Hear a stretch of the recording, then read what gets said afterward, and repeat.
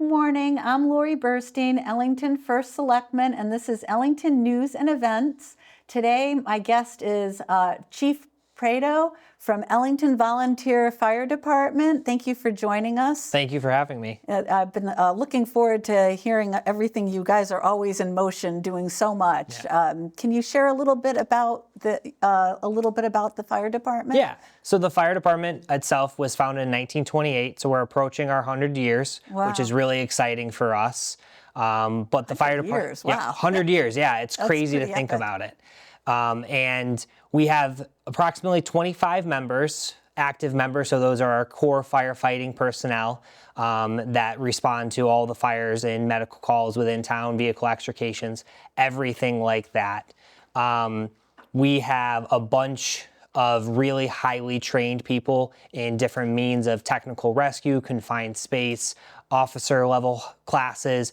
A lot of really good people in Ellington are volunteering their time and have come up through the ranks of the fire department. It's really wonderful because a lot of, overall, I've been talking to other mayors and first selectmen, and there's just been a lack of volunteers, so we're very fortunate to have volunteers. Yeah, and it's great. We have people that I just got a new member, and they have a couple days on the job, and I have people that have 40, 50 years of experience on the job, and we're all working together, and it's a great community of That's terrific because they can kind of bring them up with all their expertise for years and mentor them. Yep. So the fire department itself has 2 stations. We have one station at 29 Main Street and then one station at 6 Nutmeg Drive. That's located behind the YMCA. You kind of don't see it sometime because it's located a little bit off the road, so some people forget that there's a station down there.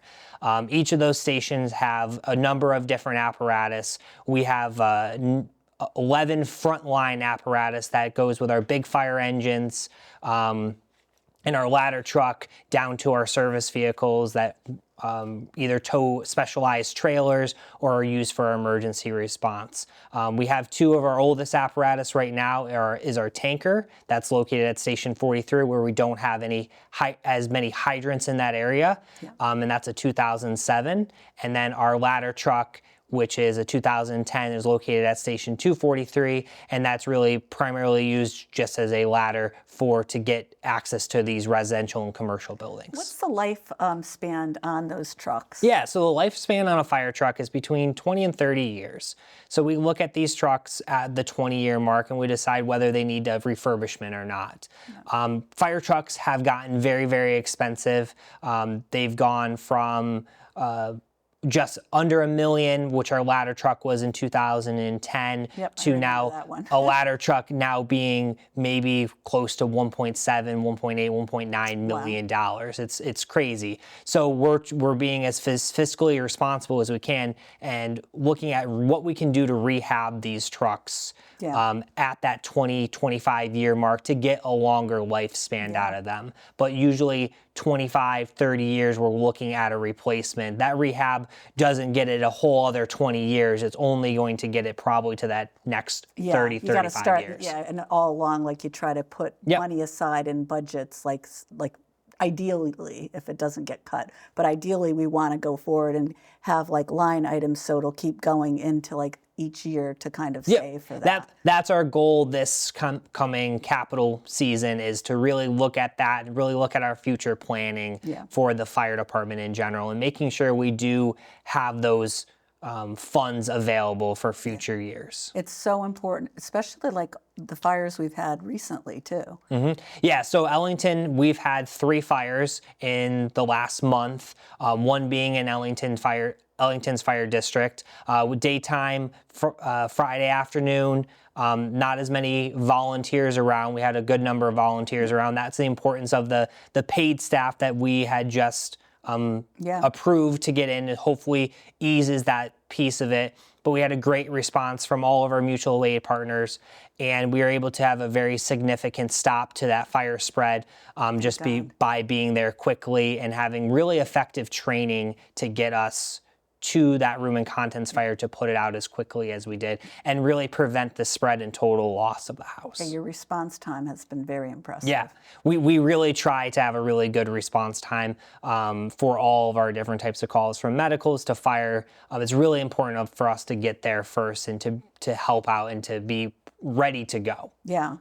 And then there was another one, was it like back to back? Yeah, so in the Crystal Lake fires? Yep, so in the Crystal Lake Fire District, there was 2 back-to-back fires. One was, it just was a very small fire, but there was a good amount of smoke showing, so Chief Seitz of the Crystal Lake Fire Department struck another alarm for his assignment, which added more people, which added Ellington Fire to that as well. But while we were there, collaboration. and there's so much collaboration between the 2 fire departments. Chief Seitz and I work very well together. That's wonderful and to it's been an awesome experience with him. He has a number of years of experience being chief, and I'm really kind of looking at him as a mentor and helping me learn more about everything that I need to do, and really looking up to how he and the other chiefs of the departments have really run their departments. But it was a very odd situation that we had another structure fire in the same district at the same time. The middle of the night? It was the middle of the night. There was, we had been dispatched to go check out a tree and wires down the street. So we were able to release truck 143 from the other scene. We had the squad as well with a crew of 5 people, and the truck got, and they noticed smoke, and then they noticed fire coming from the back of the building, and they did everything they could to deploy lines as quickly as they could, get a water supply established through. There's no hydrants up in Crystal Lake, so using scary. Yeah, so using the tankers and the tank water and everything like that, and we did a fantastic job trying to get coordination. A lot of coordination with that. There was multiple units already on the road, multiple units returning. It was a lot of coordination, and really thanks to our partners at Talon County 911, who really helped with that coordination as well, and all of our mutual aid partners. Yeah, it sounded like a lot of mutual aid, including the Red Cross. Yeah. Fire marshal. Yep, fire marshal, Red Cross. They were actually at both fires as well. Yeah, we're very, very fortunate. It's so tragic though but to have a fire, but thank God nobody was hurt. Correct. Nobody was hurt. Nobody in the house, and you guys were not hurt. And thankfully, both homes, actually all 3 homes, had working smoke detectors. So that's so important. Even with, we got to the first one in Ellington's district, we heard the smoke detectors going off inside. The one at both of them in Crystal Lake, one was alerted by a smoke detector, and the other one, there was active smoke detectors going off when we arrived on scene. So smoke detectors are awesome, and everyone should remember to make sure that they're changing their batteries and making sure that they're up to date. And have it in their phones or their calendars when to switch it over. Exactly. Every year or what? Some of them have like 10 years. Yeah, each detector has a 10-year lifespan, and you're suggested every daylight savings time to just change out the batteries. Yes, better safe than sorry. Exactly. Well, thank God you guys were so responsive. It was very impressive, Yeah. and the town was very grateful. Thank you. Yeah. And now with Nutmeg area, is that where you do the training? Yes. So we have we've kind of transitioned a lot of our training down to Nutmeg Drive, Station 243. We had a hydrant put in recently, which has been awesome, so we can use that for training. Also, it's a water supply for the building itself. If forever it would catch on fire, we have a water supply there as well. But we use it for training, so we can practice with hydrants. We can practice laying in from hydrants. We can practice hose lines. But also we have one major piece of equipment down there. It's called our burn trailer. Yep. So we use that to do our yearly requirements for live fire. We have to do at least 1 live fire per year, and that satisfies that requirement.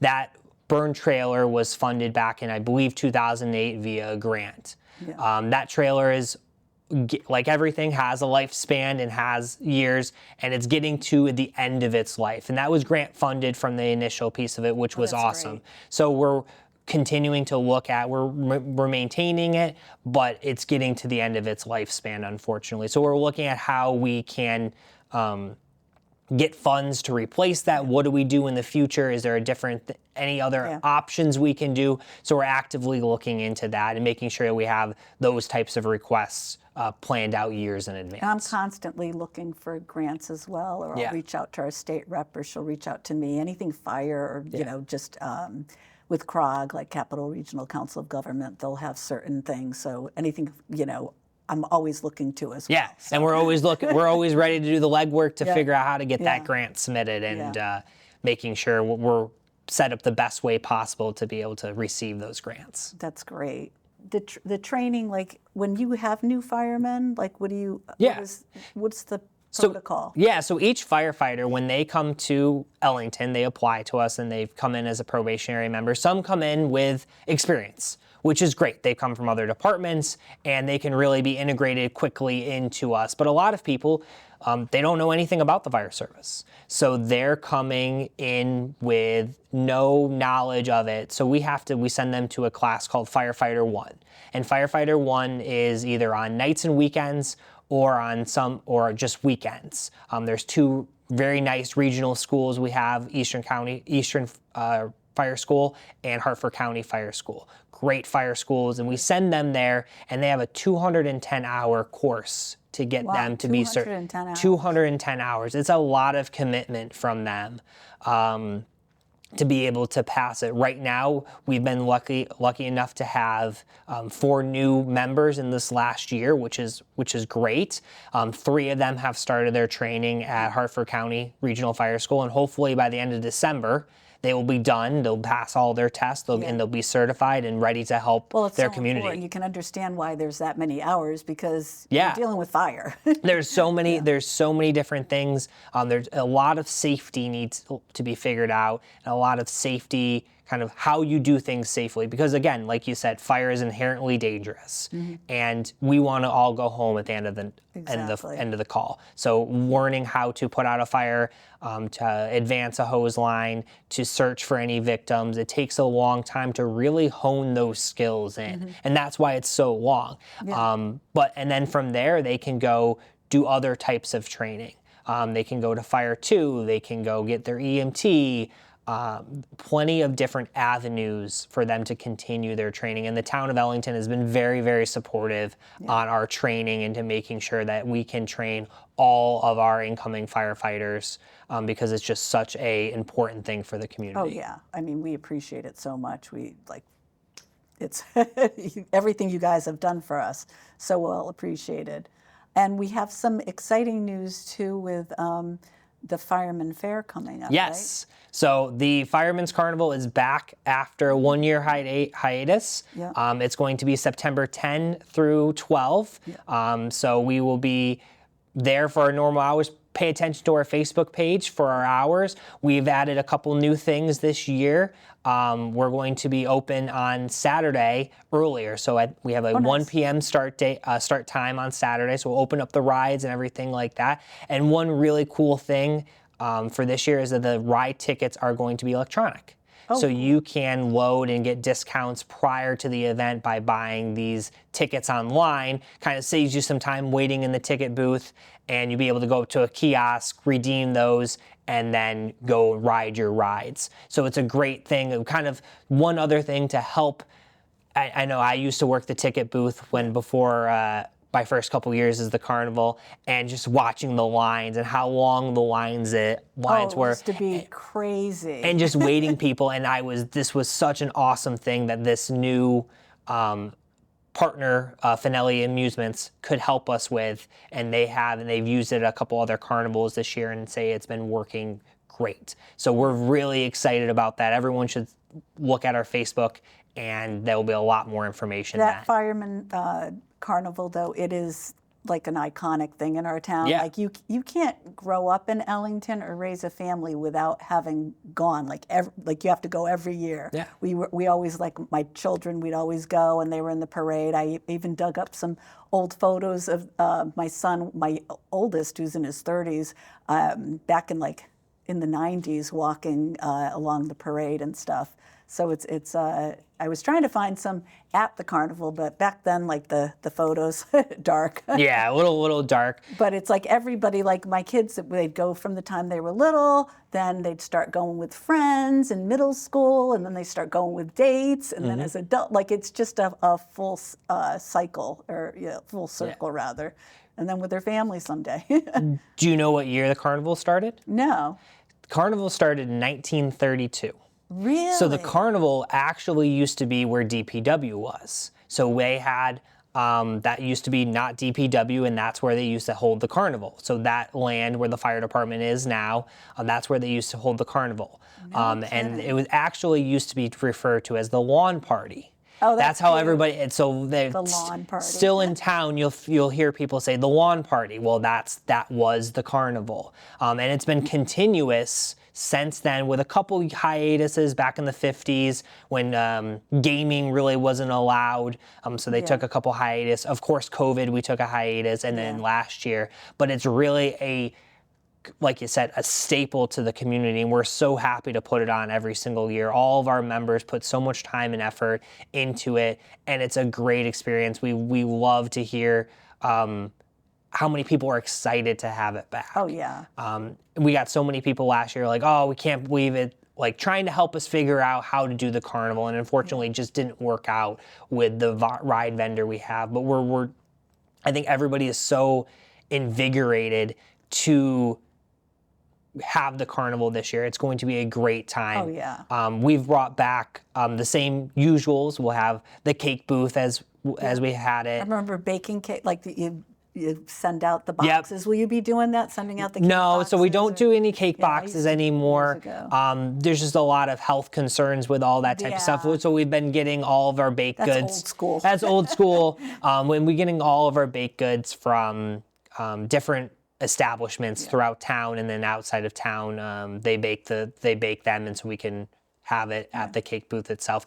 Cake booth used to be a great time. Yeah. That's how I learned all my streets in town. Yeah. And my wife as well, who's a firefighter, she did it with her father, and that's how she learned all the streets in town. We all had different routes we had to go to. It was a great time. It is sad to see not doing that anymore, but we've kind of had to modify it over the years. And the carnival is going to have its same food ride, couple different new things for food this year. We're bringing steak tips, and we nice. have tacos coming. So that's a cool new ad for it as well. That's great. And you should Good see carnival food. Good carnival food, and you should see a huge change in the ride since we have a new ride vendor. They have a lot nicer rides, so you definitely will see different rides there that you have never seen in the past, which is really fun for people who have gone for years and years and years. It's the same ride. Yeah. There's going to be So mix it up a little. the little new flavor to it as well. Well, it's going to be a great memory maker. Yes. Because that's what it is. It's like it's just connects the community so much, and it's a lot of joy. Yeah. And we appreciate all you guys do, and it helps fund you too. Like, Yes. So we, from the carnival itself, we use those donated funds for things to offset some of the things that the town can purchase, but we use those funds to offset the cost. We look at different things throughout the year. We send out a letter that has those different things that we have in there. Something could be like for this new rescue truck that we're getting, maybe we use a little bit of our donated funds for some equipment to help offset the cost of that. It's a really great thing we've been doing for the years to be able to get all those donated funds and to use them for the community itself. Yeah, well, that's wonderful. I appreciate it so much. So we talked about. I'm happy to hear too that you're working really closely with Crystal Lake and stuff, and the coordination. Yeah. Again, Crystal Lake it's been great to work with them, and we're really trying to make sure that we're providing the best emergency services to the town of Ellington. And what can the town do for you to help support you? Support us. Yeah. So when we go to town meetings and we go to Board of Finance meetings, come support us. Yep. Come ask questions. Yep. Myself and Chief Seitz, I know, are always available to ask questions and figure out what what you may have issues with or don't understand, we can maybe bring you a better picture of what that is. It's good to have residents come. And this budget cycle was a little tough because of the reval that had happened the year before. However, I was really happy that everybody, it seemed whenever I talked to people in the town, we kept that volunteer, or the paid staff in the budget because we knew how important it was. And I think it was well explained to people. And when I talked to, like, I'd go to the senior center, they're like, oh yeah, we want that. Yeah. You know, everybody seemed to really, they understood the value of our safety. Yeah. I mean, you got to be safe in a town, and it's a growing town too. So. And it's great, and like hopefully in years to come, adding more to that as well. We only have funded that for the half a year at this point, so definitely next year it's going to be a shock again to see the number double. But it's an important thing to keep with the town, and just looking at. Again, volunteerism, I've said a bunch of times, we've gotten a bunch of people, but that's still not enough. And it's that window too, they might have day jobs. Correct. And that's that window that you need to cover. Because fires can't just pick randomly, like they're very random when they're going to happen. They're not going to say, oh, I'm going to, this fire is going to take place in the evening. If it happens in the daytime, you have to have coverage. Exactly, and we did a lot of data. We looked at a lot of things. We did a lot of analysis to figure out how many career staff we needed and what time of day we needed. And that's where we landed in that weekday time when, like you said, people have jobs, people may not be home to be able to respond to calls. We have a lot of people that work different jobs, third shift. They may work from home. They may have more flexible schedules that they can respond during the daytime. Some people that are retired that continue to serve their community. But that doesn't, again, it's random and you don't know when that happens. So hopefully with this career staff, we can give a little bit more consistency to our response level within town, and really, again, continue to provide that A+ service to the residents as we can. Yeah, I mean, that's just overall, like I said before, volunteerism in fire and emergency service overall, like it's nationally happening. Oh, so yeah. But hopefully, like even people tuning in, they might say, oh, I never even thought about that I could get training, and they may want to volunteer. Yeah, of course. And anybody who wants to volunteer can go to ellingtonfire.org. There's an application right on there, and they can reach out to the membership committee. There's an email address on there as well to learn more about the firehouse. And if anybody who doesn't want to do that, if the bay doors are open, stop on down. There's plenty of people around to help you understand, answer questions, show you around the firehouse. Even though we're volunteers, we're at the station quite a bit, and we are more than happy to help answer any of those questions. And we appreciate the sacrifices you make every day, all of you and your families. Now, do you do an open house too? We don't have one planned yet. We have in the past. We really use the carnival as our kind of like community thing. And I've seen you also at like the YMCA. They'll have the fire truck and the kids can go in. And they'll have community day, and it's nice. We do tons of community events throughout the entire town. So anybody who may be watching and has an organization and they want us to come, again, go onto our website. There's places there to contact, or you can contact me anytime, and we can kind of line things up. We can't always 100% fulfill every single request, but we try our hardest to do every single request. Well, in my role, I do go to a lot of community events, and I can tell you, I see your guys there a lot. Yes, yeah. It would be unusual, when I go, I'm like, oh, there they are. Yeah. It's great. But I really appreciate you coming on the show, and thank you so much. I have two other things. We forgot to mention them during the carnival. Yeah.